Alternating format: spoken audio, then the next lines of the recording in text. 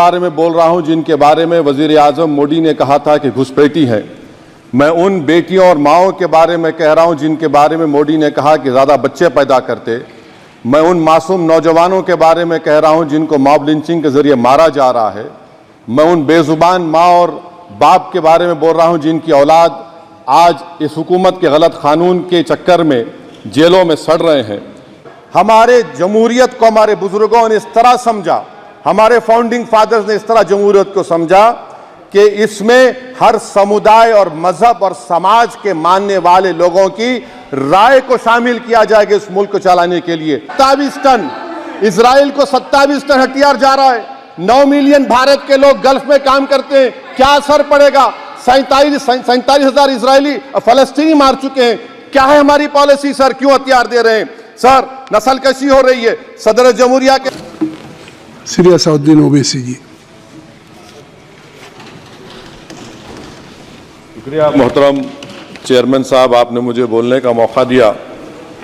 मैं शुरुआत में बताना चाह रहा हूं कि मैं हुकूमत की तरफ से लाए गए इस रेजोल्यूशन की मुखालिफत में बोल रहा हूं और मैंने अमेंडमेंट्स भी दिए हैं प्रेजेंट एड्रेस के लिए। और चेयरमैन साहब, आप उर्दू को जानते हैं। किसी एक शायर ने शायद बरसर इख्तिदार जमात के लिए ये शेर कहा होगा कि उसूल बेचकर मसनद खरीदने वालों, निगाह अहले वफा में बहुत हकीर हो तुम। वतन का पास तुम्हें था न होगा कभी कि अपने हिर्स के बंदे हो, बेज़मीर हो तुम। इज़्ज़त नफ्स किसी शख्स की महफूज नहीं, अब तो अपने ही निगहबानों से डर लगता है। डंके की चोट पे जालिम को बुरा कहता हूँ, मुझे सूली से न जिंदानों से डर लगता है। मोहतरम चेयरमैन साहब, मैं आज इन लोगों की तरफ से बोल रहा हूँ जो दिखते तो हैं, जिनके बारे में बात तो होती है मगर उनकी कोई नहीं सुनता। मैं उनके बारे में बोल रहा हूँ जिनके बारे में वजीर आजम मोदी ने कहा था कि घुसपैठी हैं। मैं उन बेटियों और माओं के बारे में कह रहा हूँ जिनके बारे में मोदी ने कहा कि ज़्यादा बच्चे पैदा करते। मैं उन मासूम नौजवानों के बारे में कह रहा हूं जिनको मॉब लिंचिंग के जरिए मारा जा रहा है। मैं उन बेजुबान माँ और बाप के बारे में बोल रहा हूं जिनकी औलाद आज इस हुकूमत के गलत कानून के चक्कर में जेलों में सड़ रहे हैं। सर, मैं दस्तूर जब इस ऐवान में बन रहा था, संविधान बन रहा था, तो उस वक्त अलहदा वोटर लिस्ट और इंतखाबी रिजर्वेशन की बात आई तो उस वक्त के हमारे फाउंडिंग फादर्स ने, हमारे बुजुर्गों ने, दोनों समुदाय के हिंदू और मुसलमानों ने फैसला किया कि हम इस पर राजी नहीं होंगे। बल्कि उन्होंने क्या कहा था हमारे फाउंडिंग फादर्स ने, उन्होंने मुखालिफत की थी अलहदा वोटर लिस्ट की और इंतखाबी रिजर्वेशन की। उन्होंने कहा था, I quote sir, it is the duty of majority community to ensure that minorities are elected in the representative numbers. BJP मुसलमानों की नफरत पर जीतती है और मुसलमानों के नाम निहाद मसीहा मुसलमानों के 90% ज़्यादा वोट हासिल करते हैं, मगर फिर भी इस ऐवान के दरवाजे नहीं खुलते मुसलमानों के लिए और सिर्फ 4% मुसलमान जीत कर आते हैं। सर, संविधान सिर्फ एक किताब नहीं है जिसे चूमा जाए, संविधान एक किताब नहीं है जिसे दिखाया जाए, संविधान एक सिंबल भी है, मगर संविधान एक हमारे बुजुर्गों के ख्वाबों की किताब है।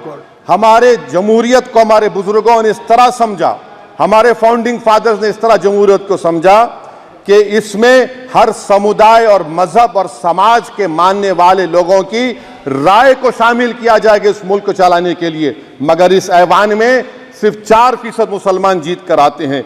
मैं संविधान से जो मोहब्बत के दावे करते हैं उनसे कहूंगा कि कभी उठाकर पढ़ो कॉन्स्टिट्यूएंट असेंबली डिबेट्स में कि नेहरू ने, H.C. मुखर्जी ने, सरदार हुकुम सिंह ने माइनॉरिटीज के बारे में क्या कहा था। सर, वतन अजीज का मुस्तकबिल कैसा होगा जब बीजेपी मुझे गायब करना चाहती है और दीगर हिज़्ब इख्तिलाफ की पार्टियां के लिए मेरा वजूद सिर्फ वोट डालना और अपनी खबर में जाकर सो जाना है। इसीलिए आप देखते हैं कि समाजी इंसाफ है सर कि 4% मुसलमान जीत कर आते हैं। सर, इस ऐवान में ओबीसी समाज के एमपी अब अपर कास्ट के एमपी के बराबर हो चुके हैं। ओबीसी समाज के एमपी अब अपर कास्ट एमपी के बराबर हो चुके हैं और 14% मुसलमान सिर्फ 4% जीत कर आते हैं। CSDS का डेटा यह बताता है कि इस मुल्क में जो वोट बैंक है, जो एक मुश्त वोट डालता है, वो अपर कास्ट का है। मुसलमान का कभी ना वोट बैंक था ना कभी रहेगा। सर, 4 जून के बाद 6 मुसलमानों की मॉब लिंचिंग हुई, 11 घरों को मध्य प्रदेश में मोदी के बुलडोजर ने निस्तनाबूद कर दिया। हिमाचल प्रदेश में एक मुसलमान की एक दुकान को लूट लिया गया और हिज़्ब इख्तिलाफ की पार्टियों की तरफ से सन्नाटा है। शायद अब वक्त आ चुका है कि लफ्ज मुसलमान का नाम लेना भी अब उस पर पाबंदी आयद कर दी जाएगी। सर, मैं ये बात बताना चाह रहा हूँ कि नरेंद्र मोदी को जो मैंडेट मिला है। एक मिनट ओवैसी साहब, आप लोग बैठ जाएं, कृपया आप लोग बैठ जाएं। श्री मनसुख मांडविया जी, आप लोग बैठ जाएं, कृपया माननीय सदस्य बैठ जाएं। श्री मनसुख मांडविया जी, मनसुख मांडविया जी, कृपया आप लोग बैठ जाएं। अपने प्रारंभिक कृपया आप लोग बैठ जाएं। माननीय आप लोग बैठ जाएं। माननीय सदस्य बैठ जाएं। माननीय सदस्य ने अपने प्रारंभिक भाषण में जो शब्द प्रयोग करा है उसको ऑथेंटिकेट करा जाए। और अभी उन्होंने उल्लेख करा कि मोदी के बुलडोजर ने वहाँ मॉब लिंचिंग करा है, उसको भी ऑथेंटिकेट करा जाए। निश्चित तौर से इसको